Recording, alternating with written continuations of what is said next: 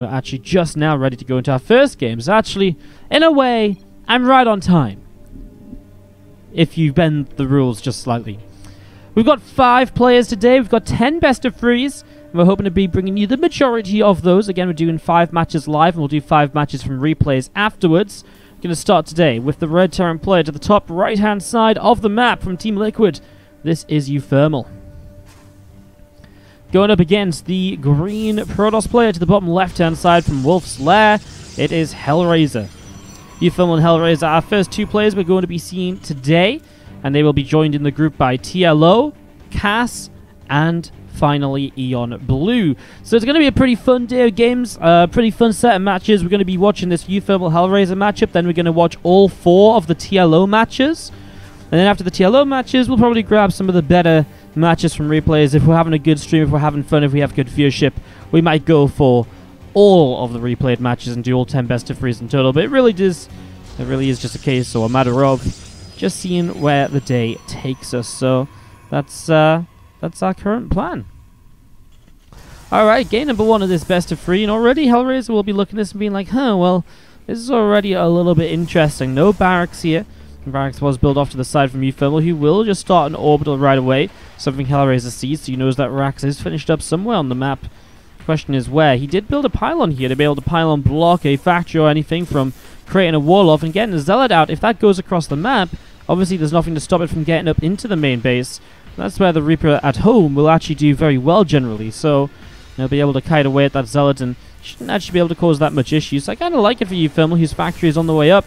And as he comes over here with the Reaper, he can also start to make progress against that pylon as well. So overall, I kind of think uThermal's set up in an alright position. I don't expect him to kill this pylon before units get over here or anything. Even maybe the Adept will get over in time. But yeah, I mean, Probe taking some hits, and that'll go down. As the Probe falls, then the Reaper will just start to focus on that pylon. Second Reaper on the way up. The Zealot goes over to the side and does just find this barrack. So just checking what was over there. Or where it was, I guess. Although I'm not sure if it's really going to make all that much of a difference.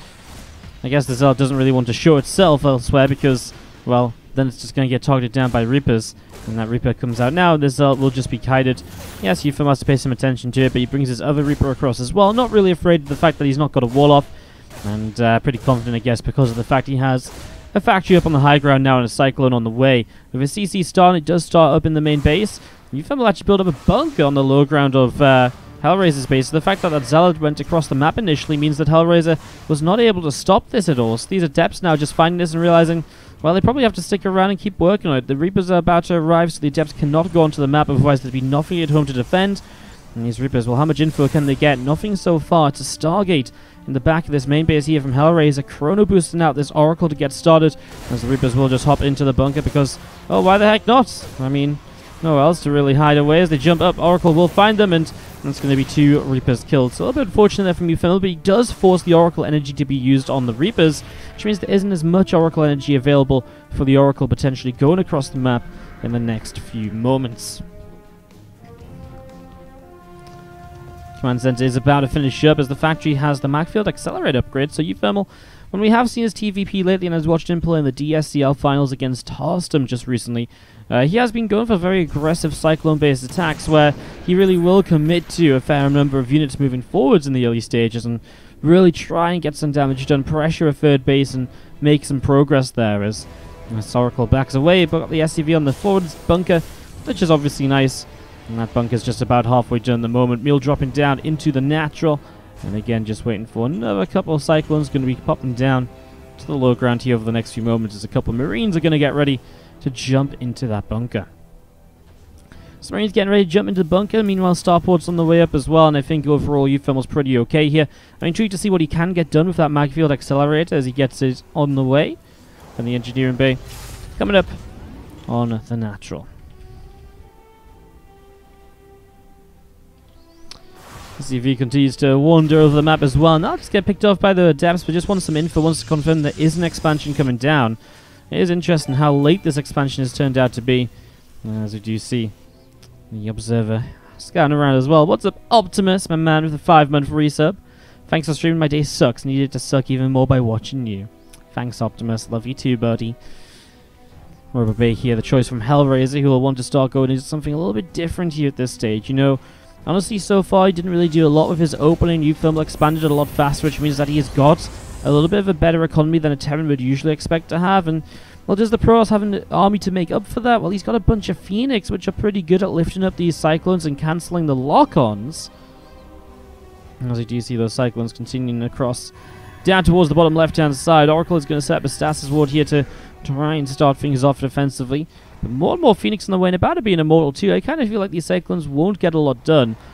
As we have the... I wonder what the Medevac's going to be used for. Scans ahead, so he actually does see the Stasis Ward, and he locks onto it, so Stasis is shut down pretty quickly here, but he also knows what's here before he was moving forwards.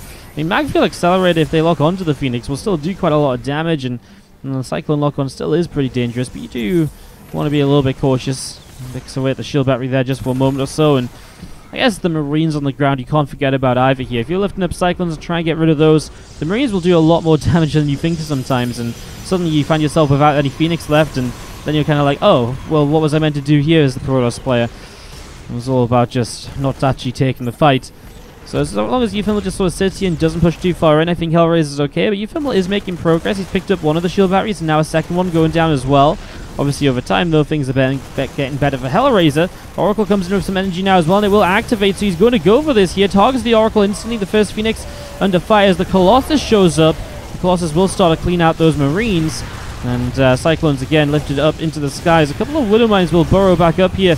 One of those Cyclones may actually be able to get away. Oh, the Phoenix are going to chase over the Widow Mines, and 1 and 2 Phoenix go down, and he locks on to get a third.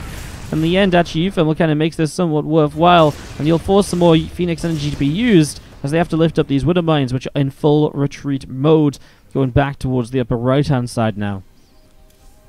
Stimpak coming up here from uThermal. That's about to complete.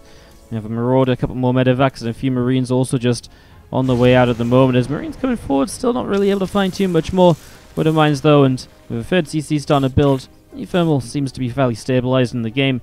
Obviously, we'll at some point want to start fighting a bit of an answer to these Colossus, especially because there's going to be so many of them on the map. With so much Phoenix support, it means just getting a few Vikings up doesn't start to do the job at all. You really need a good number of Vikings that are not going to get picked apart by the Phoenix while they target down Colossus. And we'll see just what the approach to this is going to be for uThermal. I always find myself playing against Phoenix-based or Phoenix-heavy styles are very frustrating because you're very limited in how you can drop, you're very limited in the sort of map control you can have.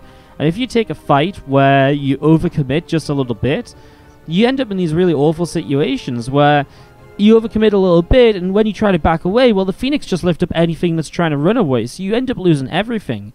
There's really no kind of runaway potential. You can't just pick up in Medevacs and leave, or anything like that. So, yeah, it's a bit of a rough situation as uThermal's mine drop comes down the left-hand side. Meanwhile, a little bit of bio coming forwards with a mine going to burrow onto the ramp. And there's that Medevac with mines inside, going to drop over here. Oh, and Hellraiser's not paying attention, so it's going to be goodbye to pretty much the entire mineral line. Some of the pros even stacking up a little bit there. 11 workers going down. Honestly, it's not quite as bad as I thought it would be. I thought it would be a little bit worse. The Phoenix come over to try and deal with all of this. They do have vision of those mines as they regather, although they seem to be forgetting about this one for no real reason, so maybe even more probes about to go down. uThermal getting some good value out of this in these very early stages. Missile turrets going to start coming up out the front of the bases as well. And getting set to go. A single Marine will stim on forwards. There's a few probes going down. Observer from Hellraiser is, again, just getting in towards that upper right-hand side here. And let's see the +1 armor upgrade. About to finish up on the engineering bay. 4 Vikings popping out the starport now, and again starting to get into that answer to the Colossus. Need something, because otherwise these Colossus in higher numbers are just going to shred bio units, and that's not going to be much fun at all.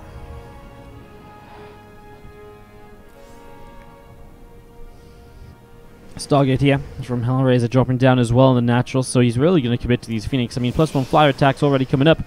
With the second Stargate, he's going to have so many Phoenix available to him.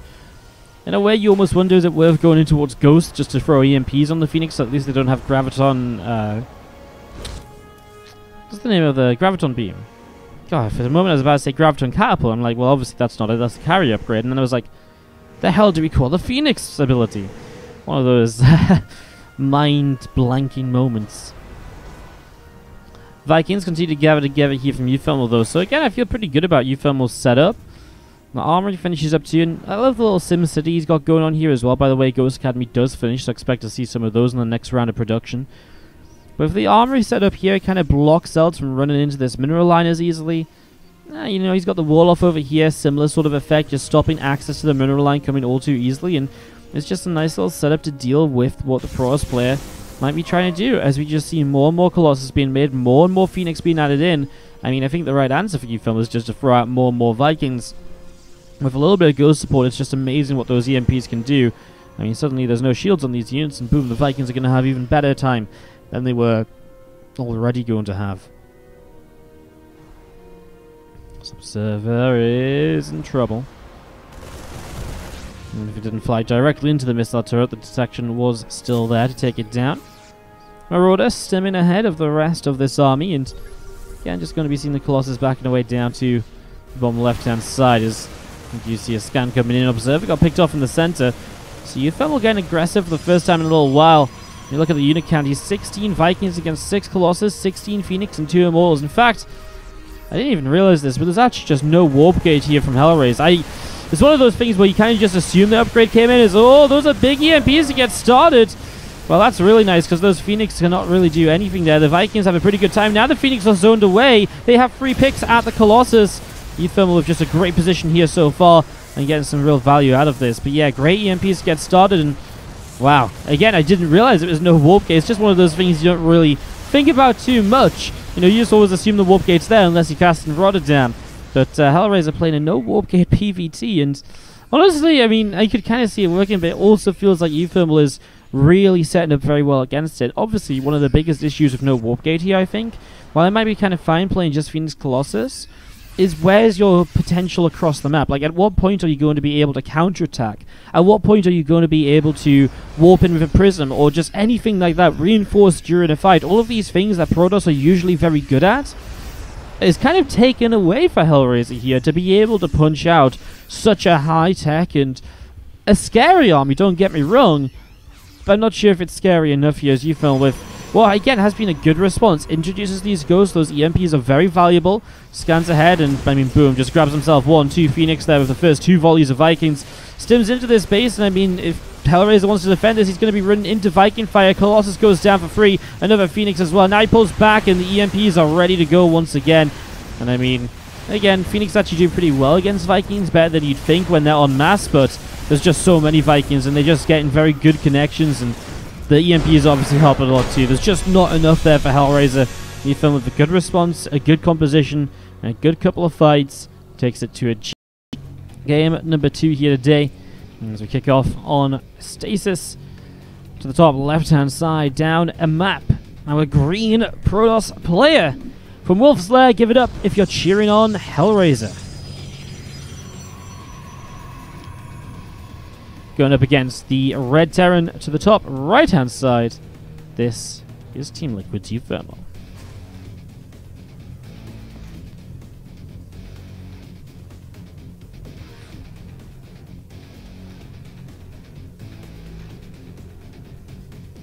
If I had my glasses, I'm sure of legally blind, but I would never describe it as looking underwater. No, I don't think I would describe it as looking underwater either. And again, now I think about it, I don't know what being underwater looks like. Because I haven't been, you know, it's just one of them things that when you bring it up, I can't really imagine it. But yeah, I mean, I can make out like images, I can make out like larger words and stuff that far away from me. I can see what things are. My glasses, my eyes aren't that bad. Basically, is the short and simple way of saying it. Okay. But yeah, my eyes aren't that bad. All good.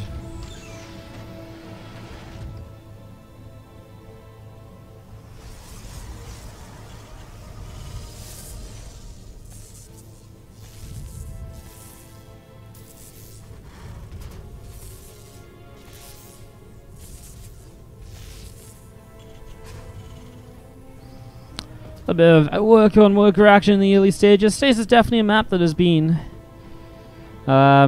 questioned by a lot of people as of late, coming into this new season of maps. Again, uThermal hides his barracks just off to the side. Again, this has become very popular as well in PvT, moving away from the proxy meta into the I'm going to pretend I'm proxying you meta. So it's keeping things interesting. Different approach this time from Hellraiser, a much faster Stargate, I feel like. His Stargate was not this fast last time around. Last time around, his Oracle was just coming out as the Reapers finally made it across. Although I guess Reaper 2 is on the way already, so... Oh, maybe, actually. Maybe it is very similar. Maybe I'm just a little bit incorrect in my timings. In my head. Same idea though, right? Get an Oracle out, get some map control and be safe while getting ready to take an expansion. Now, I think the big thing here from Hellraiser, he's going to expand a lot faster than he did last game. Last game, uThermal expanded up on the high ground, morphed into an orbital, and then flew down to the low ground, and Hellraiser's expansion still wasn't finished. This time, Hellraiser's expansion will be finished before this orbital is even into an orbital, so definitely interesting. A couple of Adepts just cleaning up those two Reapers. Not much lost here, just an initial probe and an initial SCV. The two Reapers going down as well, but they kind of, again, do their job of applying some pressure, keeping units busy. They scout at the Stargate as well, for example, so get information as the first Cyclone is about to pop up. Prowling here, just, again, keeps that kind of doorway open, which will allow the Adepts to shade in. Maybe get some SCV kills. The second Cyclone's only just halfway done. The Oracle about to arrive as well in this short by air rush distance map. It's actually fairly worth keeping in mind here as we see those couple of Adepts trying to poke. And, well, CC on the natural could be delayed, but the Oracle wants to dive straight to the main. The Cyclone doesn't seem to know where to go, although it looks as though there's going to be another Cyclone in the main in just a moment, so we'll lock on. It's already 3, 4, 5 workers, though, in total. Cyclone on the low ground starts to get some damage. Oracle just suicides itself for 7 workers in total, along with the damage that was done on the low ground here. I believe these two Adepts and the Zealot got a worker as well that was initially building up a base. So, yeah, not bad. Is going to see uThermal minimizing any further damage. 7 workers lost is reasonable, but obviously he is still ahead on, still not a bad position on workers. He's not ahead on workers, but 8 workers down. You know, as a product, you want to be kind of 6 to 8 workers ahead generally of a Terran player because of the mule factor. So actually, this is not so terrible, all said and done, for uThermal, because he also killed off the Oracle. He also killed off the 2 Adepts and the Zealot. So he's actually killed off all of the early game army units, and by killing off the early game army units, uThermal opens up the opportunity to maybe push across the map or so.